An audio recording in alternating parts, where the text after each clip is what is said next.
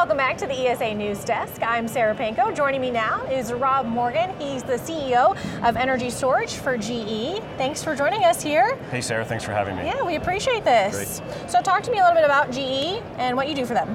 Great, so I am the CEO of GE's Energy Storage team, and we are now part of Renewable Energy, which includes our wind business as well, our hydro business, and now energy storage, which is exciting for us. Yeah, probably big things coming up in the future, even new technology, but let's talk about how you see the landscape for energy evolving. Absolutely. I think the story for us right now really is the rise of renewable hybrids. That is putting storage with wind or storage with solar, or all three of those together.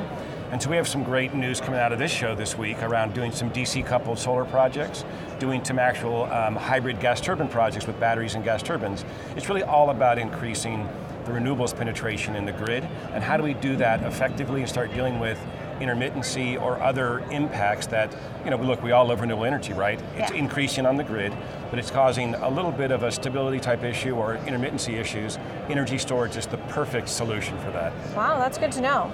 So let's talk about any challenges or how energy storage is going to solve some of these challenges that you might foresee.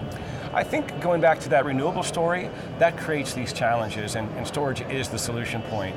I think the other challenges that we would see out there right now, again, a place like the US, you have state-by-state regulation.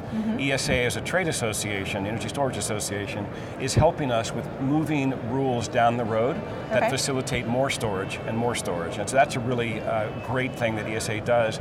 It's nice to see this trade show growing like it has over the years. And so we now see that, look, energy storage is a big industry, right? It's a really big industry. We have reports coming out from consultants that study the industry saying we are growing faster than we expected. We had our best year ever last year. 2019 looks like it's going to double that or triple that. So there's a lot of momentum in the industry right now. It's really great.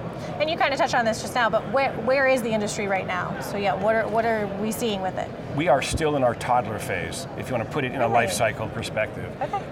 There's a lot of room to grow. There's a lot of room to walk and to run, if you will, using that analogy. I think that we're just scratching the surface on innovations on technology. We at GE right now are relying on lithium-ion batteries. And lithium-ion batteries are benefiting from the scale of the electric vehicle market, which is a great sort of partner industry for energy storage. But as the EV market gets to scale, factories are opening, factories are expanding, prices are dropping, customers are getting excited by that whole virtuous cycle.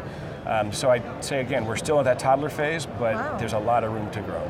Wow, but energy storage has been around for quite some time, but yeah, there's still so much to really explore and really get into, and like you said, some of those challenges that hopefully you guys will really look at. Getting to scale gets to a cost point that's really interesting, and that helps customers go to a bigger penetration of renewables, a bigger penetration of batteries.